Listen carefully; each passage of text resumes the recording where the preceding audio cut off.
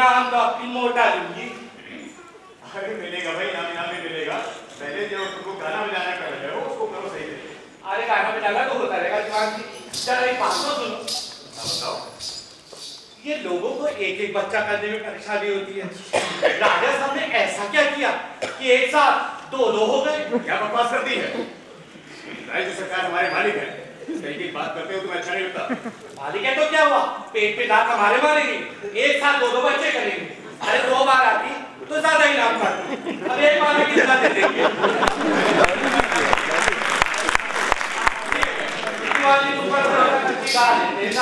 चलो ठीक है।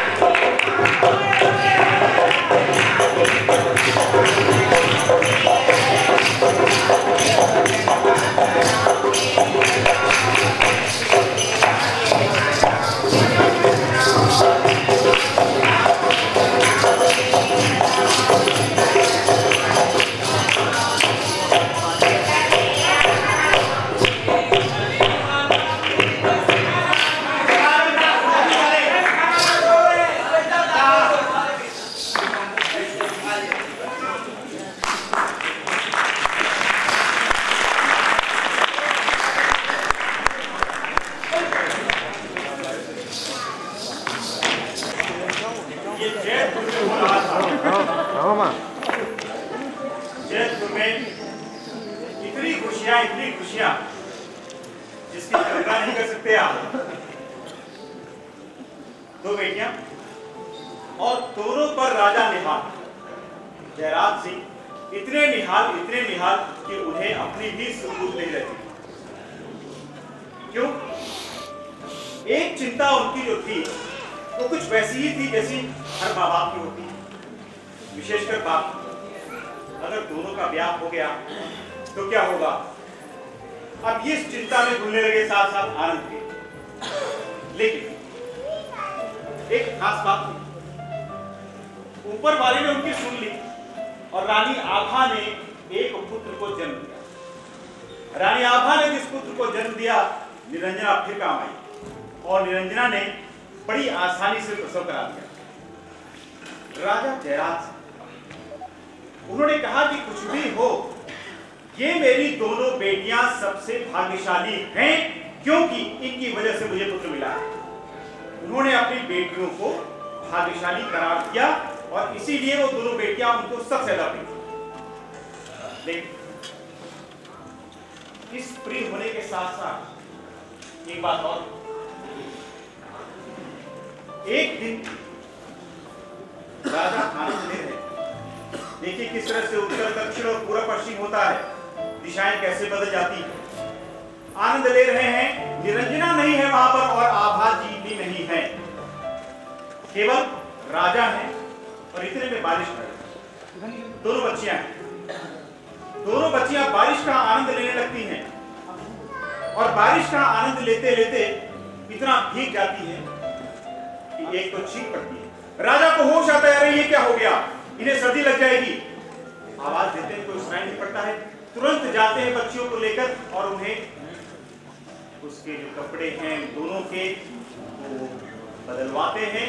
उसके बाद सिर्फ दो ही आवाजें सुनाई पड़ती हैं, एक किसी और की और एक किसी और की।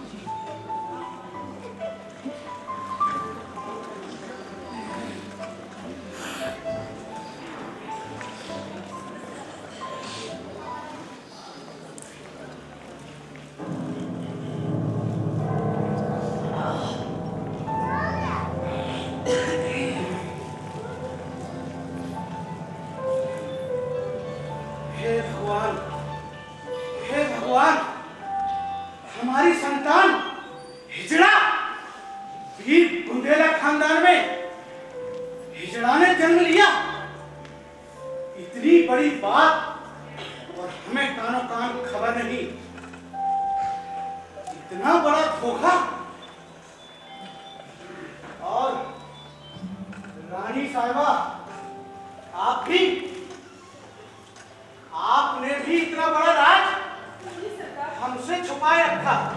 और तू मक्कार हरामजादी निरंजना गाय, तूने भी मेरे साथ धोखा किया है, विश्वासघात किया तूने, विश्वासघातनी।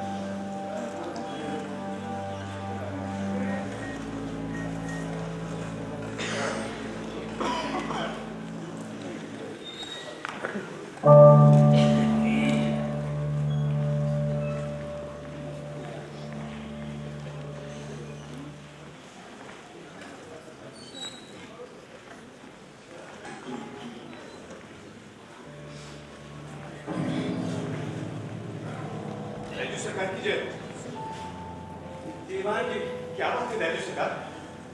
जरूर कोई बड़ी बात हुई है, तभी आप इतने गुस्से में। हम लुट गए, बर्बाद हो गए। ईश्वर ने मेरे साथ बड़ा अन्याय किया है। पता नहीं किस बात की सजा उसने दी है हमको।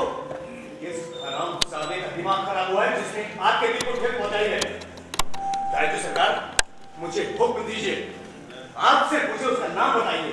उस हरामजादे का सर अगर मैंने आपके पैरों में ना लाके डाल दिया तो मेरा नाम पंचम सिंह नहीं। नहीं नहीं, गर्दन कटवा देते, गोली मरवा देते, मगर मंच को खिला देते। मगर ये बात नहीं है पंचम सिंह, तुमसे हमारा कुछ छिपा नहीं है। तुम हमारा अंधेरा उजाला सब जानते हो। तुमसे अधिक भरोसेमंद विश्वासपात मेरा कोई नहीं है जिस पर हम पूरा विश्वास कर सके। और एक बात मैं अपने राज की, अपने महल की, अपनी निजी जिंदगी की आपसे बताने जा रहे हैं। ये अपने तक ही रखना। कैसी बात करते हैं दादी सरकार? हमारे वंशजों ने आपका नमक खाया है। आप जो चाहे वो दिल खोल के मुझसे कह सकते हैं। ईश्वर ने मेरे घर हिजड़ा बच्चे को जन्म दिया। दादी सरकार, क्या कह रहे हैं आप दादी सरकार? ये नहीं हो सकता दादी सरकार, ये नहीं हो सकता। वीर बुंदेला खानदान में हिजड़ा बच्चे ने जन्म लिया। अगर ये बात किसी को पता चल गई तो क्या होगा दीवानी? क्या कुंवर साहब? नहीं नहीं, कुंवर नहीं, सोना। सोना लड़की नहीं, हिजड़ा है। दादी सरकार, ऐसा नहीं हो सकता। सोना नहीं है, हिजड़ा? इतनी बड़ी है दादी सरकार, ऐसा नहीं हो सकता। अरे सच कह रहे हैं हम। हमें अभी पता चला है, उस हरामजादी मक्कार निरंजना दाई को सब पता है। पहले उसे ठिकाने लगाओ। औरत का मुंह है पंचम सिंह, पता नहीं कब किस वक्त कहां खुल जाए। उसके ससुरी को मारकर तालाब में फेंक दो, मगरमच्छ खा जाएंगे, किसी को कानो कान खबर नहीं होगी।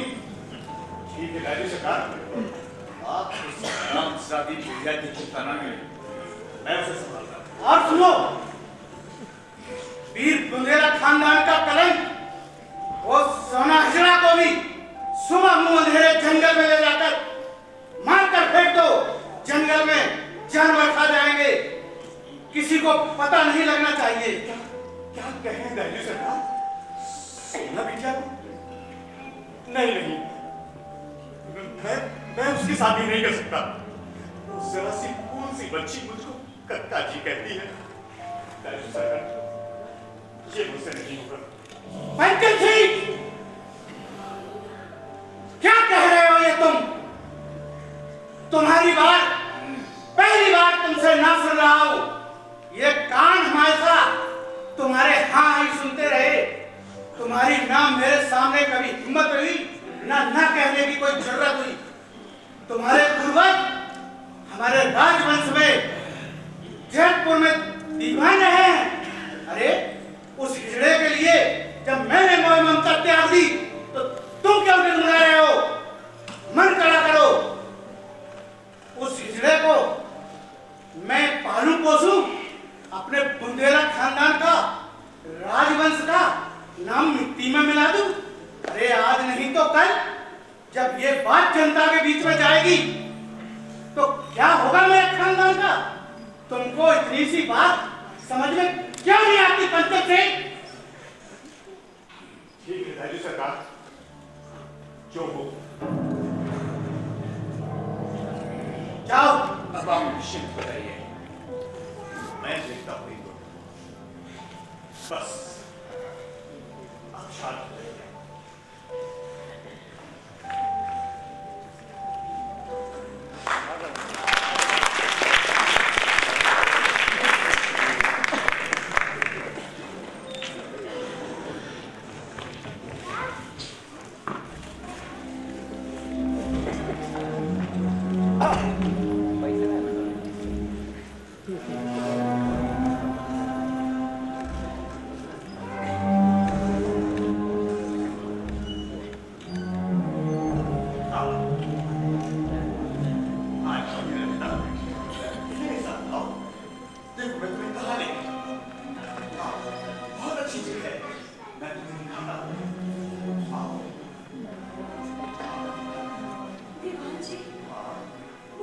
गई हूँ। अब और कितना चलाओगे? कहाँ लिए जा रहे हो? बुढ़ापे का शरीर है भैया, कमर भी दर्द करने लगी। अब घुटने भी जवाब दे गए। ठीक है, अब और नहीं चला जाता। देख, हम सब दारिद्र्य सरकार के ताबेदार हैं। दारिद्र्य सरकार हमारी आका है, उनकी बात मानना हमारा धर्म है, हमारा कर्तव्य है। इस बात को मानते हो कि नहीं? हाँ दीवान जी, ठीक है, मानती हूँ, पर अब और नहीं चल पाऊंगी। बहुत थक गई हूँ। कोई बात नहीं, मैं तुम्हारी परेशानी, तुम्हारी थकान सब दूर किए देगा। दारिद्र्य सरकार ने मुझे मारने का हुक्म दिया है, सो तुम अब मरने के लिए तैयार हो। ये क्या कह रहे हो दीवान जी? अरे, तुम मुझे मारोगे? तुम्हारा जन्म भी तेरे इन्हीं हाथों से हुआ। बहुत कमजोर पैदा हुए थे, मरते मरते बचाया था मैंने। और ये जल्दी तुम्हारी माँ ने मुझे तुम्हारी पैदा होने की खुशी में और तुम्हें बचाने की खुशी में दी थी। तुम्हारी माँ की उम्र की हूँ बेटा, तुम मुझे मारोगे? देख रहे तेरी जगह इस वक्त मेरी माँ भी होती ना, तो भी मैं शायद उसकी बात नहीं मानता। देख, दारिद्र्य सरकार का हम सबने नमक खाया है। वर्षों से हमारी पुश्तों ने दारिद्र्य सरकार के खानदान की सेवा की। अब तू मरने के लिए तैयार हो। अगर कोई तेरी आखिरी ख्वाहिश हो तो मुझे बता दे। अरे बेटा, मैं उससे जरूर पूरा करूंगा। ये तुम्हारी एक ही बिरादरी है। ये रजवाड़े तो सदियों से हम गरीबों का खून चूसते चले आ रहे हैं। हमारे ही द्वारा हम पर अत्याचार करते चले आ रहे हैं। पर अब जनता की सरकार नहीं रही है। अब हमारे और तुम्हारी फूटों से ये सरकार बनती है और मिटती है।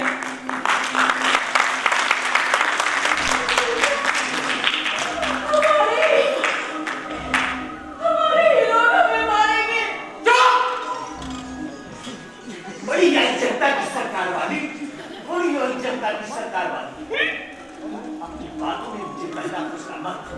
देख, हम अब वही करेंगे जो दारिद्र्य सरकार ने किया है। मुझे उन्हें सोना बिटिया हिजड़ा है, ये बात किसी को बताई नहीं? किसी को नहीं बताई और नहीं किसी को बताऊंगी। मैंने मालिक को वचन दिया है। बेटा, मैं तुम्हारे पैर पड़ती हूँ, मुझे मत मारो। क्योंकि अब तेरा अंत नजदीक है। अरे कोई बचाओ मुझे, मेरी पोती की शादी है नवरात्रि में, बचा लो। पोती की शादी की चिंता तू मत कर। शादी को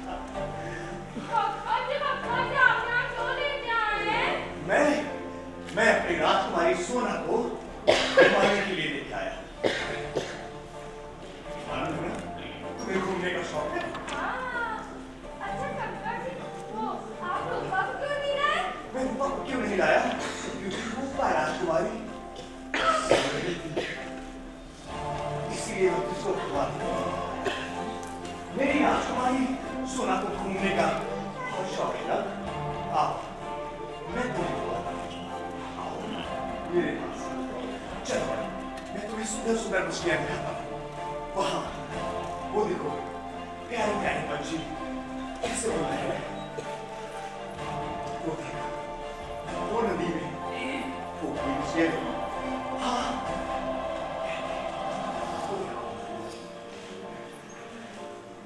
देखो, अरे कक्का जी सूरज का गोला। सच कहा तूने, सूरज का गोला है। कितना प्यारा सूरज का गोला, कितना प्यारा। हाँ, हाँ, सूरज का गोला बहुत प्यारा है।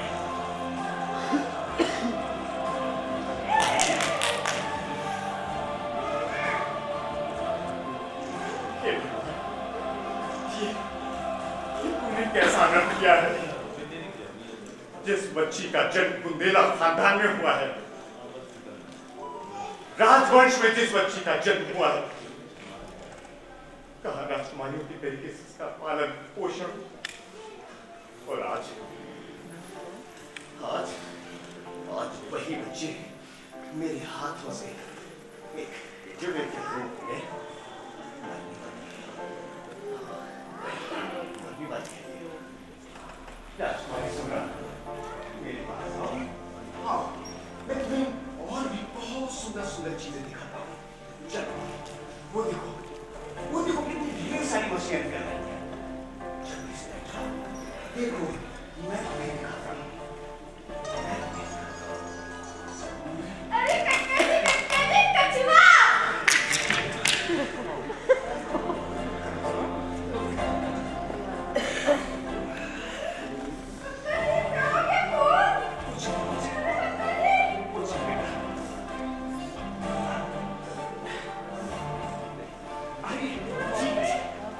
ठीक है बेटा, तुम परेशान मत हो।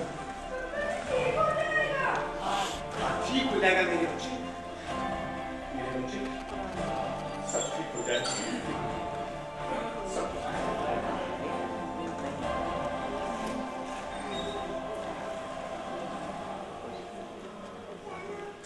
हे भगवान, तू ये मुझसे कौन सा अनर्थ करवाने जा रहा था?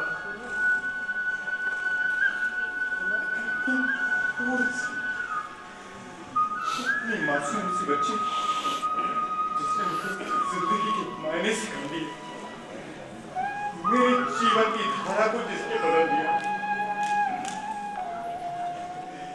मेरे लिए इसके दिल में कितनी वो ममता है। नहीं, मैं इसे नहीं मान सकता, मैं नहीं मान सकता इसको। हे भगवान, हे भगवान, तू ही मुझे कुछ रास्ता दिखा।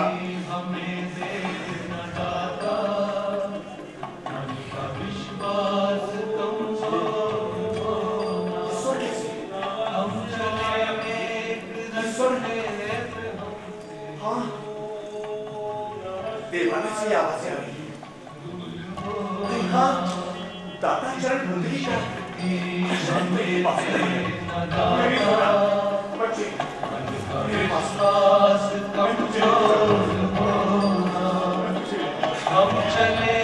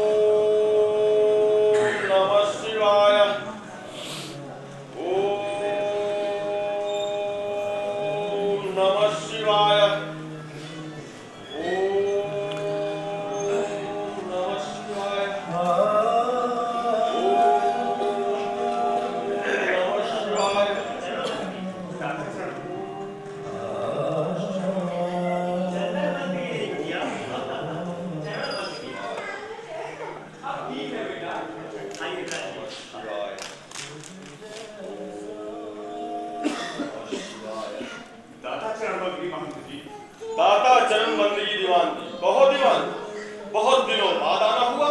जी सरकार। इतनी सुबह सुबह परेशान से दिखाई देते।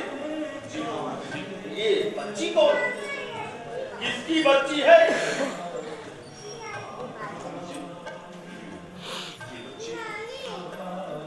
सरकार की 2 बेटियों में से राजकुमारी में से राजकुमारी सुना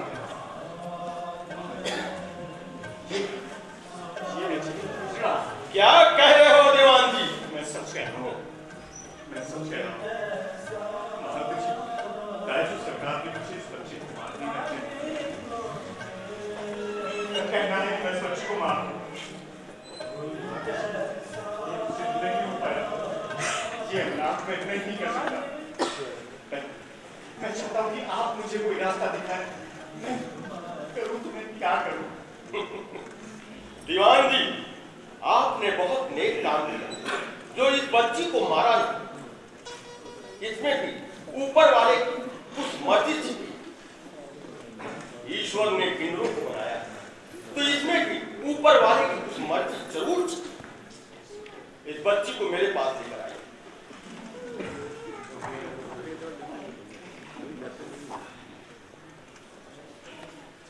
आओ बैठो।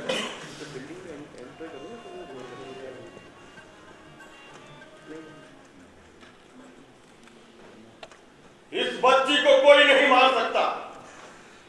इसका भविष्य बहुत अच्छा है। वर्तमान चाहे जो भी लाभ, भविष्य उज्ज्वल है। वो देखिए कौन आ रहा है।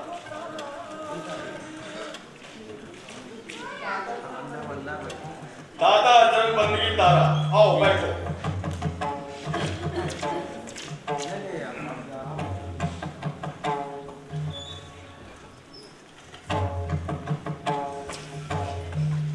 दीवान जी, ये किन्नरों के गुरु ताराबाई मुरारी गांव के प्रधान की बेटे के मुंडन में लोग यहाँ आए।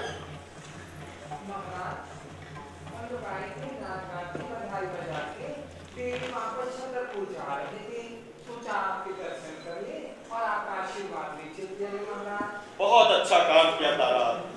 तारा, हम तुम्हें एक महत्वपूर्ण दायित्व सौंप रहे हैं। दीवान जी, इस बच्ची को तारा को सौंप।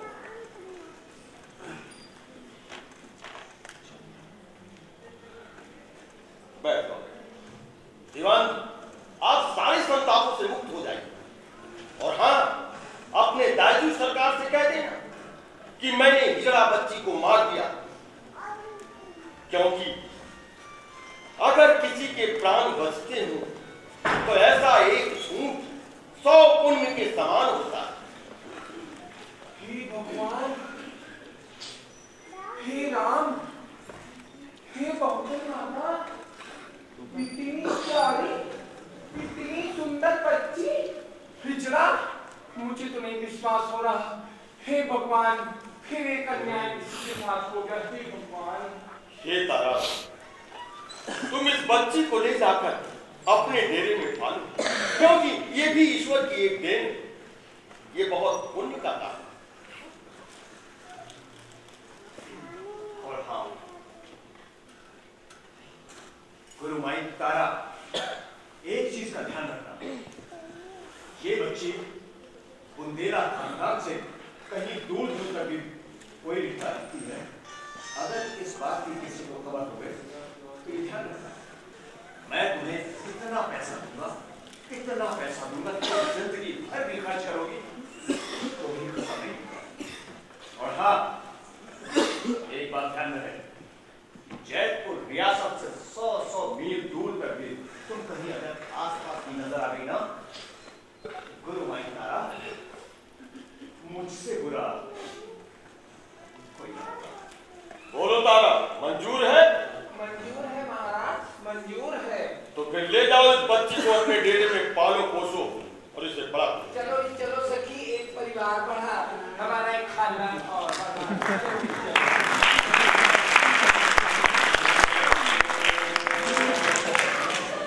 चलो बेटा।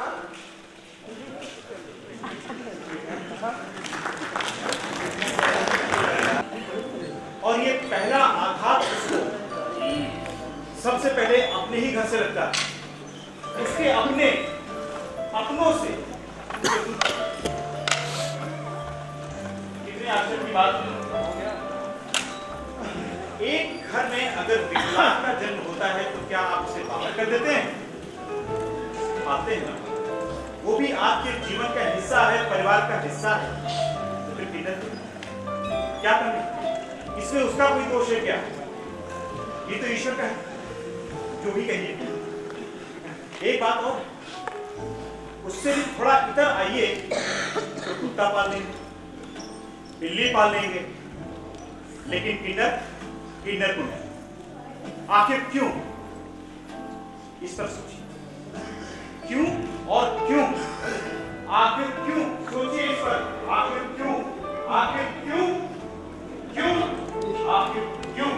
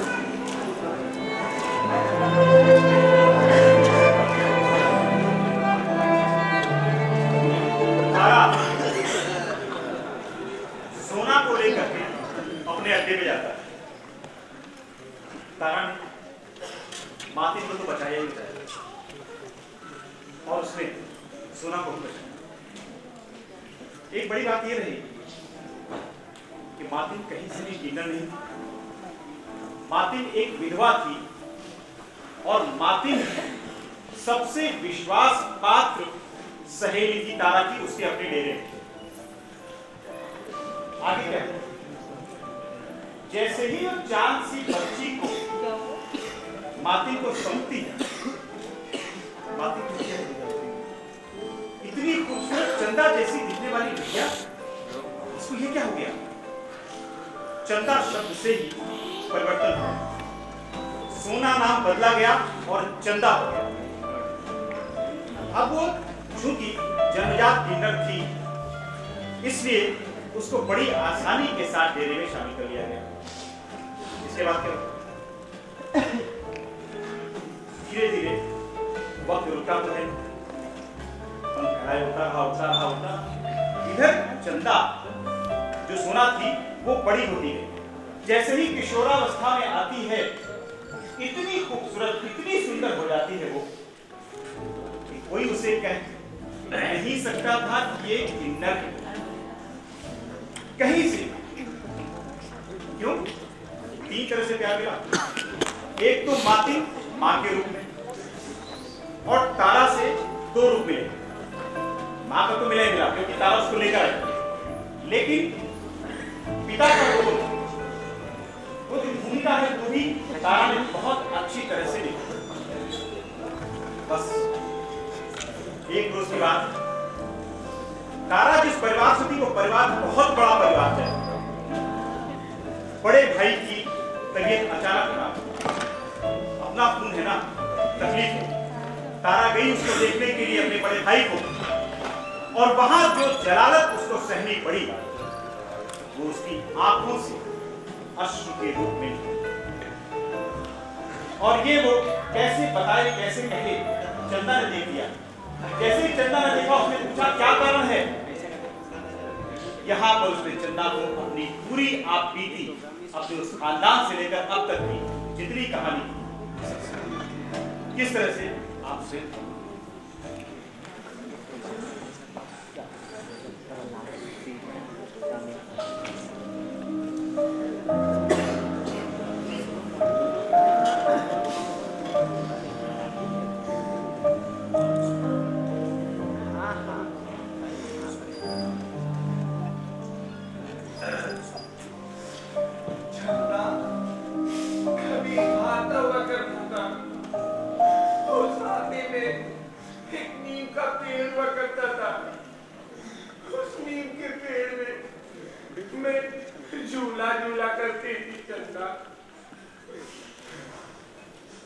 पूरे छतरपुर में दो ही गांव ऐसे थे जो हमारे टक्कर थे।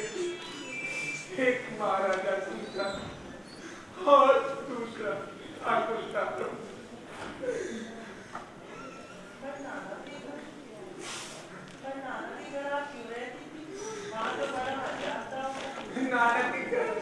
मैं इसलिए रहती थी चंदा क्योंकि मेरी माँ का मैका था। मेरे पिताजी नाना के घर में जवाई बन के रहते थे। कोई भी ऐसी जगह, कोई भी ऐसा जो कलीजा में खेली कूदी न हो।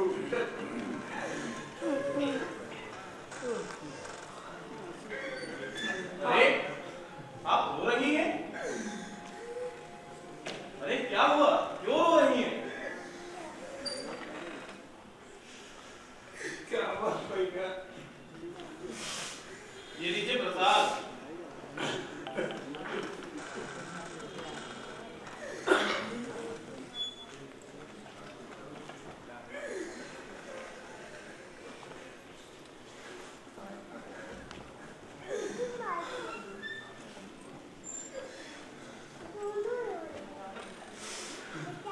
ये हमारे इष्ट देव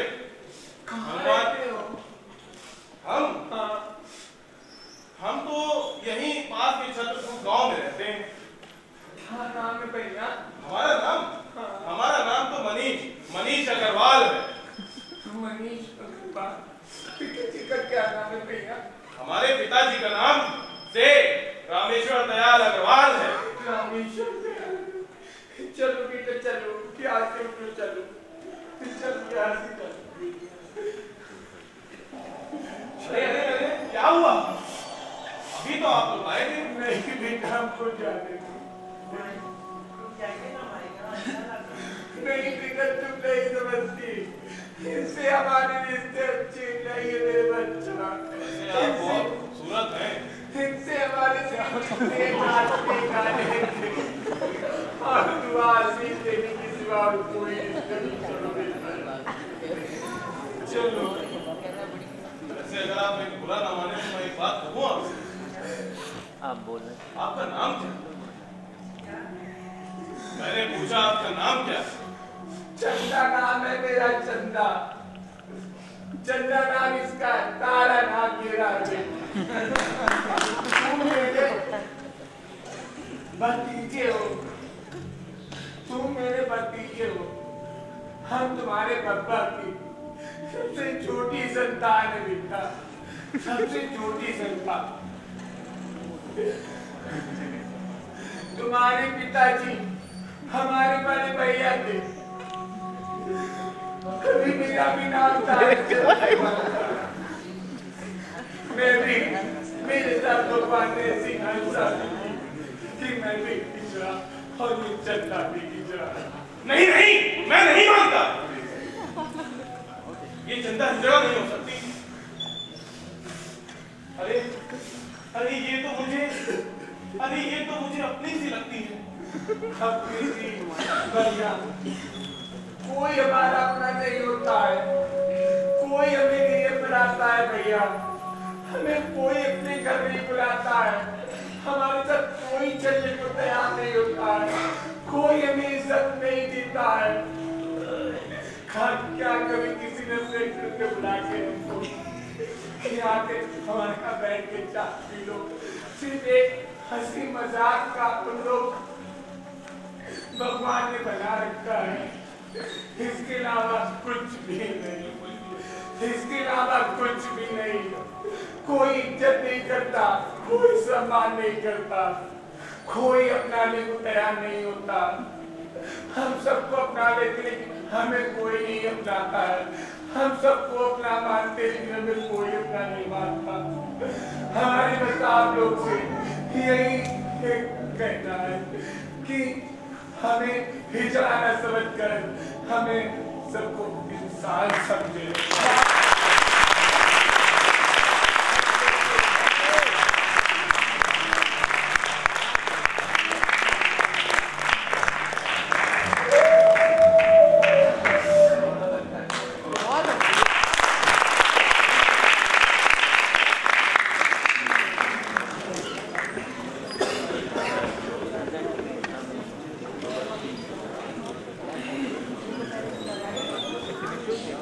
मैं कलाकारों का तारुफ करा दूं, उसके बाद ये संध्या विधिवत समाप्त हो जाएगी।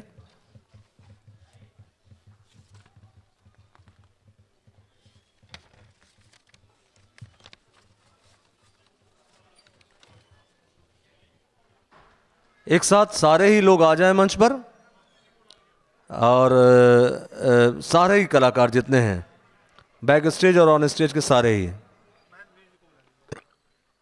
कलाकार एक साथ आ जाएं, क्योंकि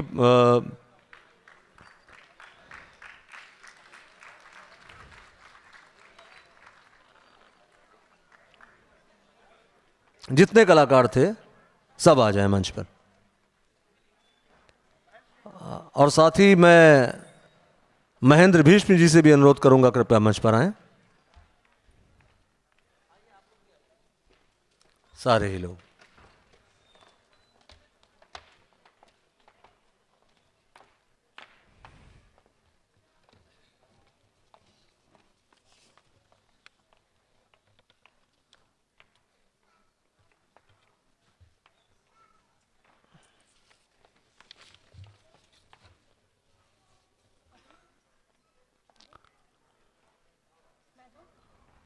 हाँ, सारे लोग आ जाइए, अभी आ जाइए, गीतिका आ जाइए।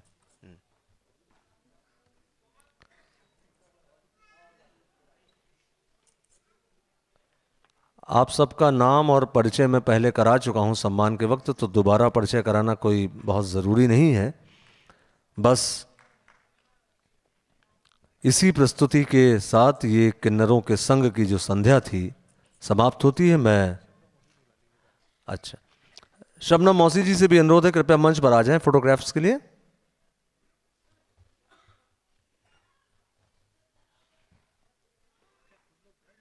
और ऐसा कर सकते हैं कि कुछ लोग बैठ जाएं और एक अच्छा सा फोटोग्राफ हो जाए, क्योंकि बहुत जो कतार हम लोग की बहुत लंबी हो रही है, थोड़ा सा मैनेज कर लीजिए। शबनम मौसी से भी गुजारिश है, कृपया मंच पर आ जाएं।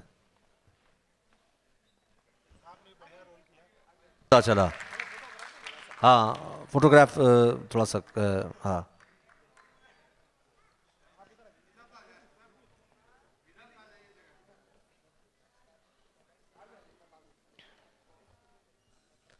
अरे उनको सेंटर में आ जाने दीजिए।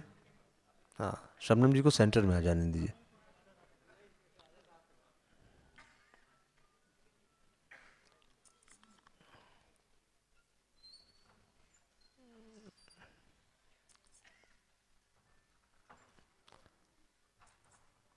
और जब फोटोग्राफ हो जाए तब आप लोग कहिएगा हो गए। शबनम मौसी जी से अनुरोध है कि किस संध्या पर, हाँ चल दे दीजिए, यही दे दीजिए। है कॉर्डलेस है, कॉर्डलेस है, आइए यहीं से बोल दीजिए, यहीं से बोल दीजिए।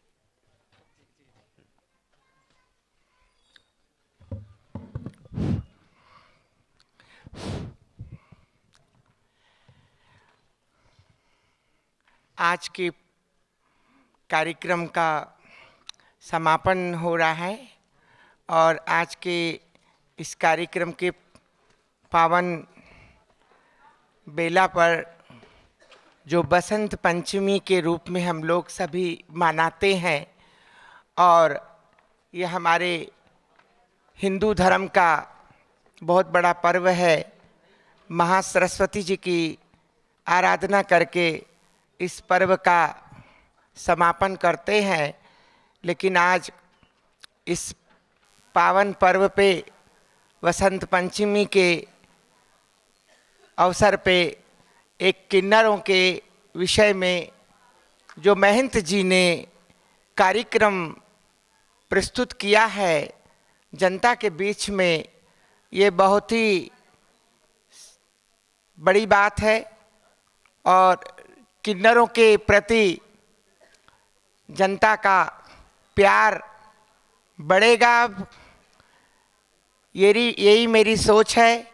और मैं आपको बताना चाहती हूँ, मैं एक ऐसी किन्नर हूँ कि 14 भाषा का ज्ञान रखती हूँ। I am speaking English also, one thing, and next माशाल्लाह मैं उर्दू में भी आपसे एक मुखातिब हो सकती हूँ और सभी हजरात का खैर मकतब करती हूँ मैं।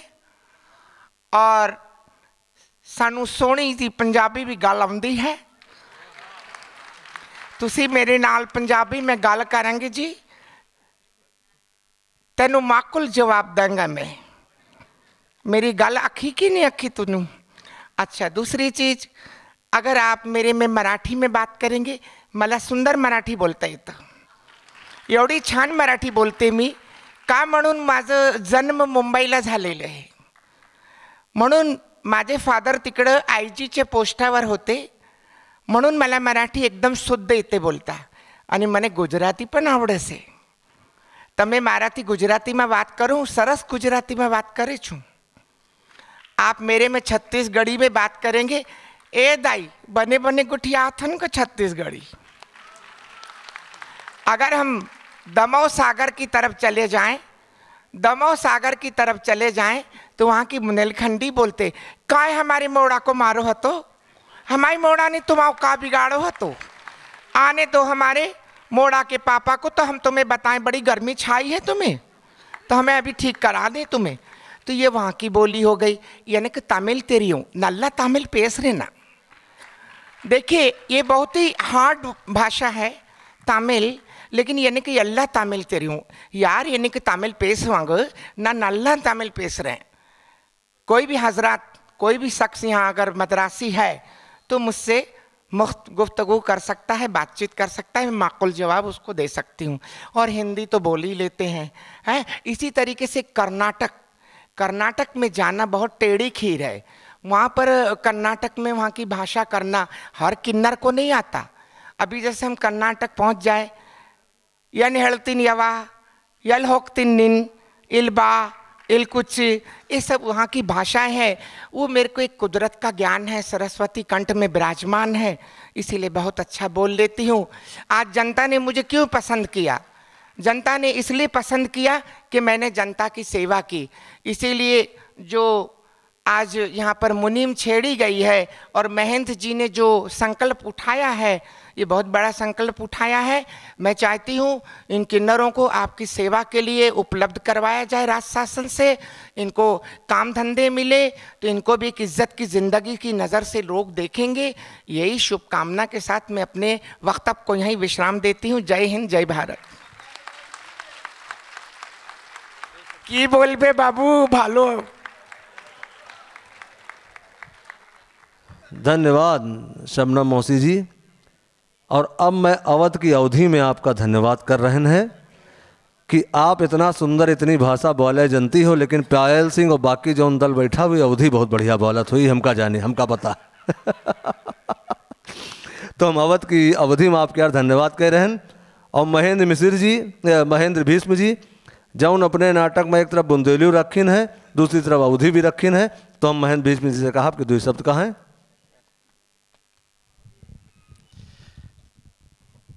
मैं बहुत अभिभूत हूँ हेल्प यू संस्था का, जिन्होंने एक मंच दिया और पहली बार पायल यहाँ पे एक्टिंग कर रही थी। करीब 9 किन्नर थे जो एक्टर थे यहाँ पे, और जिसमें पायल और जो चंदा बनी है, तारा और चंदा का जिन्होंने रोल किया वो रियल हैं, सुमन सिंह रियल हैं। और मैं बहुत धन्यवाद देता हूँ अपने गीतकारों को जिन्होंने उनके दर्द को अपनी आवाज़ दी। मैं यहाँ पे उपस्थित आप सभी का बहुत आभारी हूँ। ये किन्नर कथा उपन्यास का 15% आपने देखा है। कहानी बहुत लंबी है और बहुत सारे उतार चढ़ाव हैं इसमें। मेरा अनुरोध है, आप इसको एक बार पढ़ेंगे तो ज़रूर एक अपील आप तक जाएगी कि हम किन्नरों को कैसे मुख्य धारा में लाएं, कैसे उन्हें अपना जैसा बनाएं। बहुत बहुत धन्यवाद। और अब मैं अनुरोध करूँगा help you educational charitable trust के प्रबंध ट्रस्टी हर्षवर्धन अग्रवाल जी से कि विधिवत धन्यवाद ज्ञापित कर आज की संध्या को समाप्त करें। आप सबका बहुत बहुत धन्यवाद है। हेल्प यू ट्रस्ट की तरफ से आपका आश्वासन है, जो भी मदद होगी हेल्प यू ट्रस्ट आप सबके साथ है। धन्यवाद। बहुत बहुत शुक्रिया आप सबका, खासतौर पर शबनम मौसी जी का और पायल सिंह जी के, उनके सारे साथियों का कि वो आए और इन्होंने इस संध्या को एक नया नाम दिया। और अगले help you educational charitable trust के कार्यक्रम में फिर मुलाकात होगी। धन्यवाद। शुभ रात्रि, शुभ खैर।